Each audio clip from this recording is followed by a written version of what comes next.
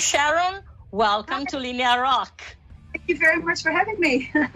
I should say welcome back, since this is the third time that you're with us, and it's always a pleasure. We just heard Don't Pray For Me, which is the fourth new single, independent release that will lead up to Within Temptation's next studio album, which is in the making. The song is about accepting, your own destiny, coming, in a period when we all had to face something like that. Is it for you like a final, definitive reflection on what happened, or some way like the starting of a new way to look at your life that you want to express in this song? No, it's more about what's happening in the world at the moment. There's a lot of politics trying to get people to live in a certain way from religion's point of view. I know this is a sensitive subject, but I don't think it will help people in the end when they do that. I think people need to have the opportunity themselves to live their lives how they want to live it, and not always other people telling them how to live their life and how to believe their religion, or if they want to at all. It's a bit about, have a problem growing up nowadays, and it's very difficult for them to find their way. And if we give them a bit more space, freedom to find their way, they'll be happier people in the end, hopefully. Do you think it's positive or negative, the message in the spirit? It's from I don't tell people what to believe, but people always tell me what to believe. It's like I just give each other the space to be their own person, and it's a bit of, I don't try to be negative. I think religion can be very beautiful, but it depends, from what perspective you see religion. I think it's like making singles instead of a whole album seems a new trend now, maybe out of necessity. Do you think this approach will last from now on for a long time, at least for you guys? Well, we already decided before we had the pandemic to do it this way. A lot of music scenes already do this, music genres actually, and but in the rock we still do a lot of the traditional way of releasing albums, and we just wanted to try this out. And then the pandemic happened, and everybody started doing the same thing, which is interesting because you live in a moment and you write something and you release it, and closer to the fire of a band you can't be. So this is really how we feel at the moment, and that's what we are reflecting with our music, I think. It's a good thing. And you are definitely, an excellence in making great music. And this song that we just heard, Don't Pray For Me, is a stellar example of it. But is this new approach, of collecting singles, let's say, less creative or more creative from your point of view? I don't think it's either, to be honest, because we put a lot of time extra now into every single, where normally this is the maximum of singles that we release, and we're going to release more. So I think there's more time spent to it, but it's scattered all over time. So it's really sometimes difficult to get back into the flow of writing again. So that's the negative side of it. So it has its plus and negative side on each side, and then with the whole album, it takes sometimes 2 years when you've written a song that it finally gets released, and it already feels outdated sometimes. So now it's really very fast released. Yeah, but sometimes, when you make album, is it difficult maybe to work like that in a way, to give a sort of continuity to the process? For example, a concept album, which you've done before, had to be worked in a moment, all together? Or do you think it's possible to work on something like this as you are doing now? It could be, if you know what the storyline is. I think it's possible to scatter it out and do that in the moment as well. But it's more difficult. I totally agree with you. But it is possible, I think. Yeah, but sometimes maybe albums need to be conceived and shaped in a particular moment. But I'm actually surprised because you guys are actually always composing such great music, if it's an album or a single, everything is always superb. And how close is the full album? Do you have a much clearer idea now of the release date? Well, to be honest, I'm in America now, North Carolina, as we speak. And in a few days, I'll be back in my home country, in the Netherlands. We have 1 week to record a new song. And then I leave again for a European tour, as you already know, of course. And then I'm back in the beginning of December. And then we're going to finish the rest of the album. So we haven't written the rest yet. So it's going to take some time to do that. But I hope to do, somewhere next year there will be a new album. But there will be a few singles also still first before we do the album. So. Okay. So as you mentioned, the Italian show is coming. It was postponed 2 times due to the pandemic, but finally here we are. And on the 10th of November, you'll be playing Milan at the Forum with Evanescence, second show of the new European tour. So maybe we will have some surprises, since maybe videos will not come up so quickly on YouTube this time. But did you change the set or add some elements to the production, compared to the original concept of 2 years ago that we were supposed to see? Yes, we have been developing and writing new songs, of course. So a lot of things still have changed, and it's in a way we took the time now because we did have so much time. So for a good reason. So so it's going to be more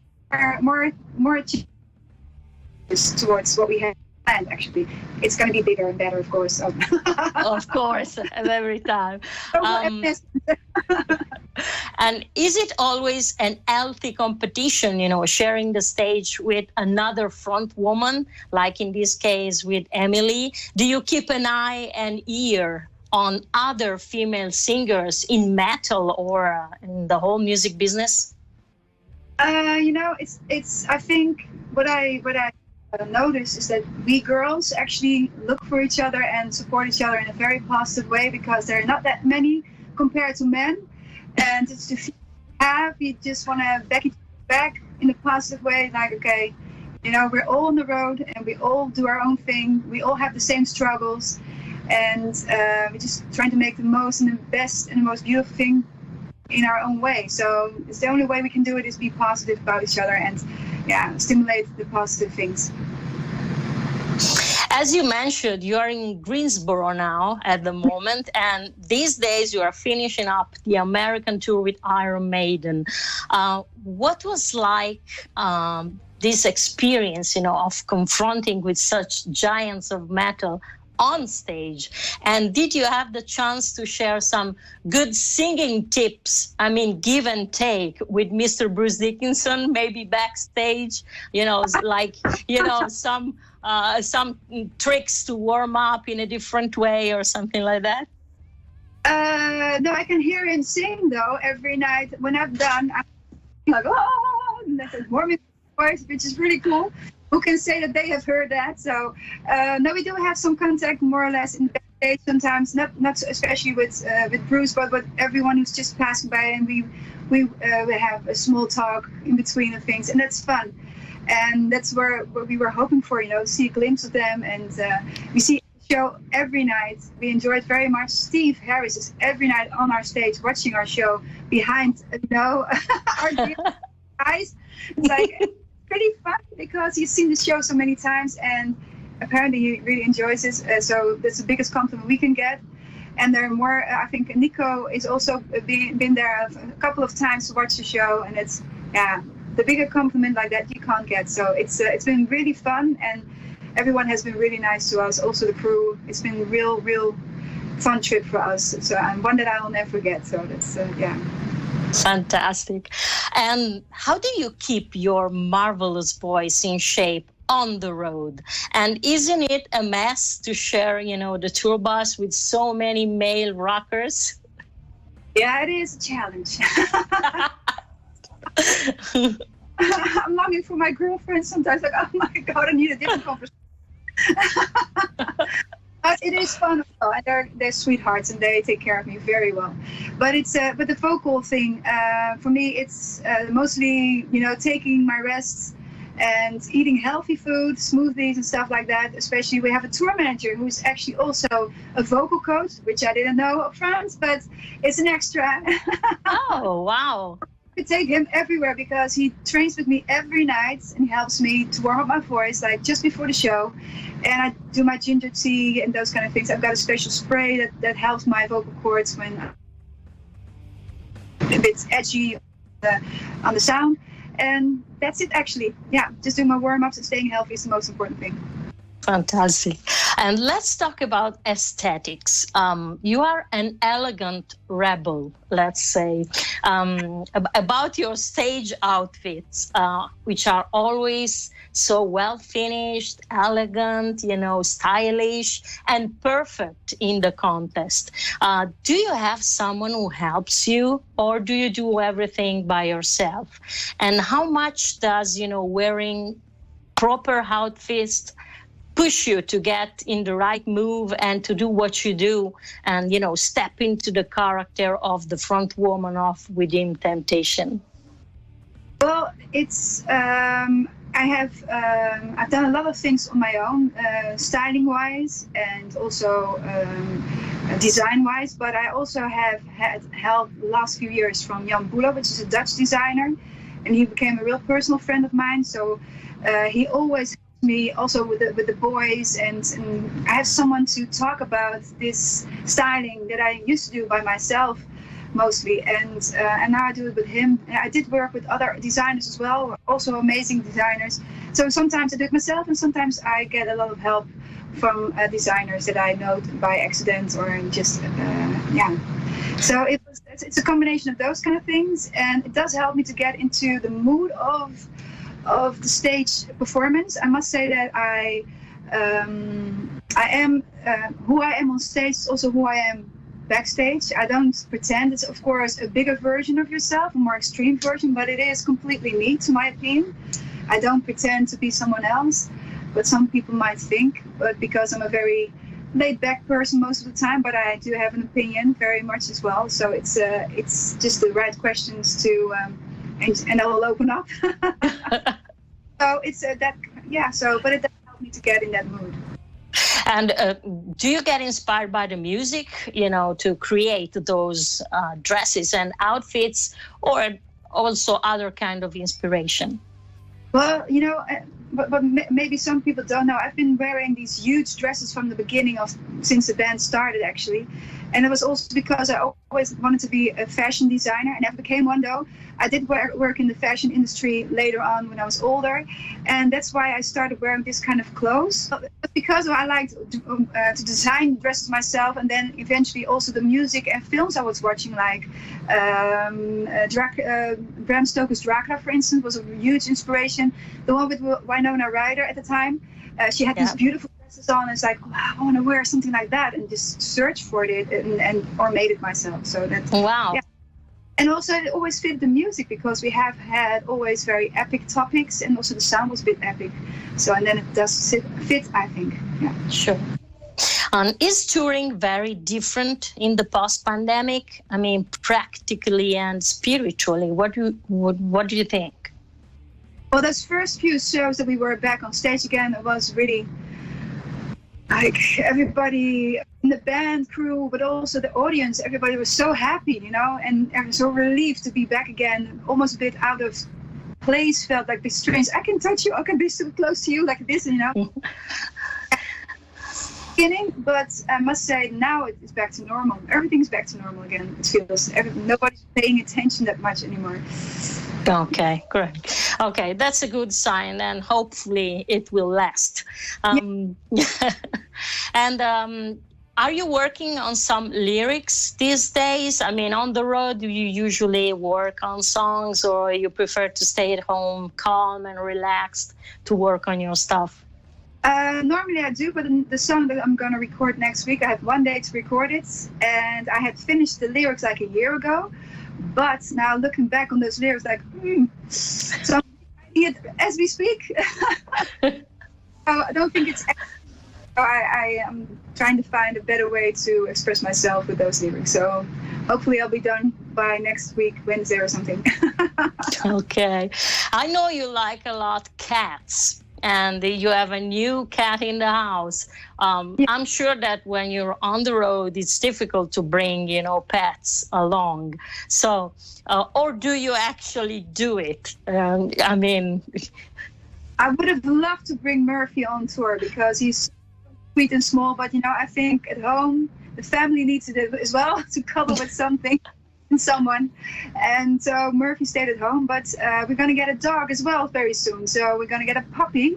Yeah. And he can be on the bus someday. When I'm going to a festival for a few days and everybody's okay with it, then I'll bring him on. Okay, last question for tonight. Is there anything you would change about your career in hindsight, or everything, that helped to bring you here today?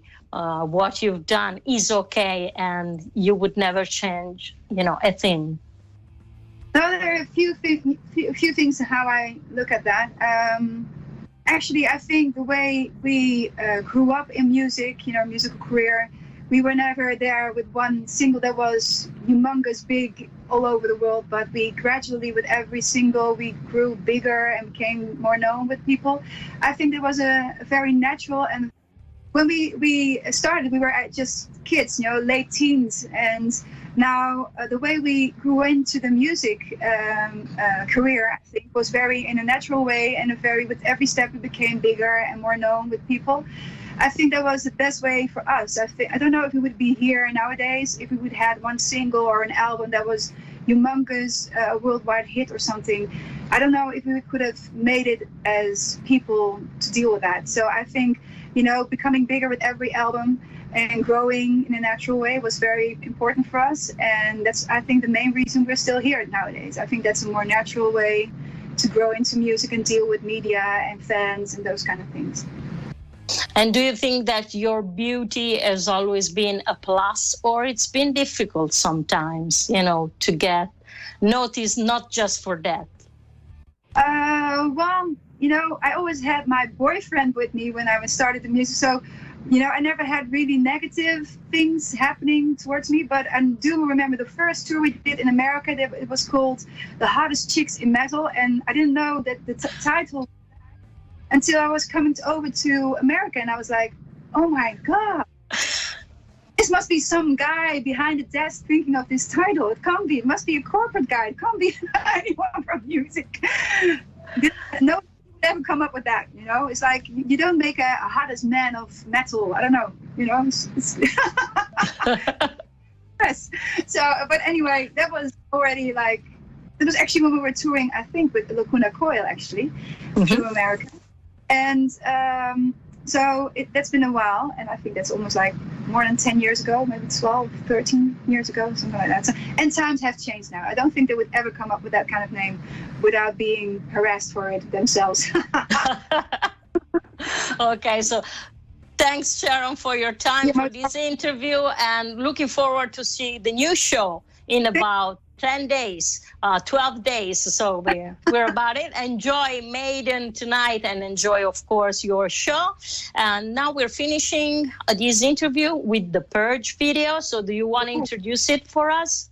Of course. Well, everyone enjoyed the video, The Purge. If you haven't seen it, check it out. Thanks. And see you in Milan very soon.